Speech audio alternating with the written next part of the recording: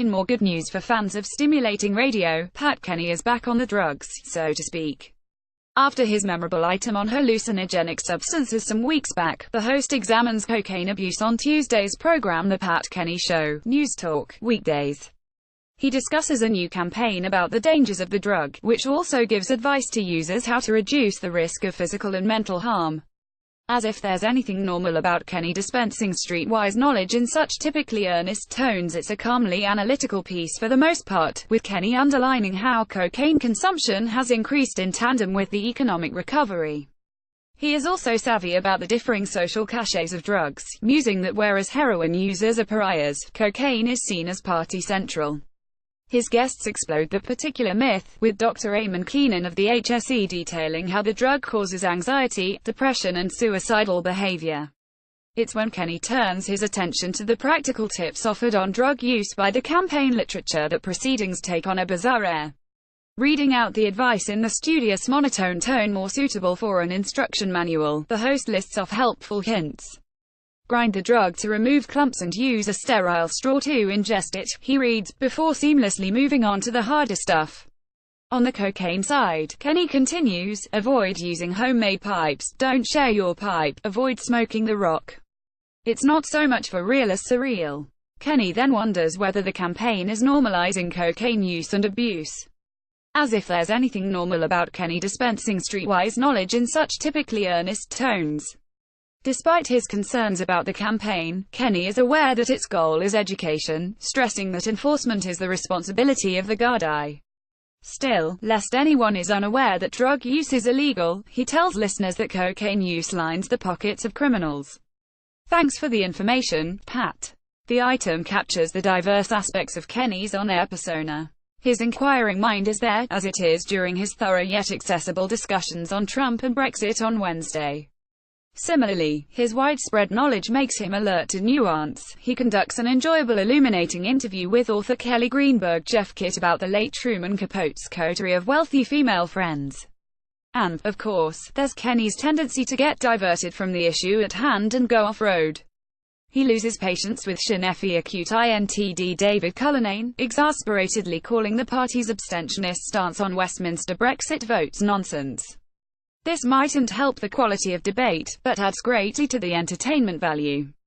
Who needs drugs when Kenny is in this form? Canadian intellectual Jordan Peterson has become a web sensation by presenting himself as a fastidiously rational crusader against supposedly intolerant identity politics.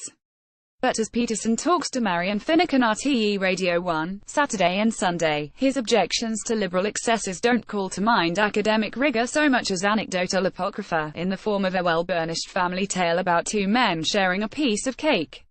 One man cuts the cake into unequally sized slices, then hands the smaller portion to his friend, much to the latter's consternation. "If I had cut the cake, I would have given you the bigger slice," the friend remarks. "So what are you complaining for?" comes the reply. Peterson is unhappy with what he sees as the inconsistencies of the equality agenda. Peterson is not afraid to complain. His interview with Finnegan certainly attests to his provocative yet deceptively academic style, if not his superstar appeal. As he bemoans the egalitarian follies of radical left-wing collectivists. In rebuttal, he cites studies to claim that in Scandinavia, differences between ES in terms of profession have grown in the professional sphere despite efforts to promote gender equality.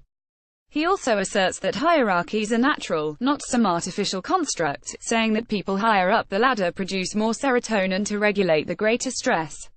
The conclusion, at least using his data, is that if you're going to solve a problem collectively, you're going to create a hierarchy and dispossess people.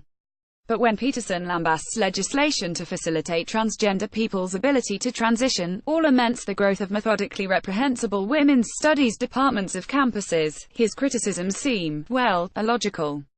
For all that, Peterson is unhappy with what he sees as the inconsistencies of the equality agenda. He sounds aggrieved at the potential establishment of a new legal and academic hierarchy at the expense of the one he prefers. Then again, hierarchies are apparently inevitable. As the man says, "What are you complaining for all that?" Peterson's appearance adds welcome vim to Finnegan's show, which too often has a rote, slightly self-satisfied quality to it. He is quietly spoken until his voice rises in annoyance and makes sensible suggestions about the desirability of people taking individual responsibility. He also dismisses the notion that he belongs to the alt-right, disdaining right-wing ideologies that espouse racial superiority. True, he is palpably angry at the disruption of the more traditional gender roles, but his appearance dispels the old canard that dissenting voices are silenced in the snowflake media sensitivities. Finnegan, for her part, sounds far more focused and animated than usual. She energetically questions her guest about his more contentious points, such as his association of chaos with the feminine and order with the masculine. Peterson says this is symbolism, nor does it mean order is good and chaos bad. Well, from a female perspective it might sound like that, Finnegan replies, in her most curt tone. But any irritation she has must be assuaged by the knowledge that her ratings-friendly guest is also bringing out the best in her. Talk about having your cake and eating it. On Tuesday, Sean Moncrief News Talk tackles the news that the Catholic Church has decreed that virginity is no longer a prerequisite for becoming a so-called Bride of Christ by interviewing Judith M. Stegman, president of the United States Association of Consecrated Virgins. It has all the makings of a set-up job, as Stegman talks with affable sincerity about giving the gift of virginity to be spiritually married to Christ. But far from mocking this, even by implication, Moncrief is respectful of his impeccably polite guest's faith and curious about her life choice, unusual though it's an enlightening look at belief and choice, however esoteric.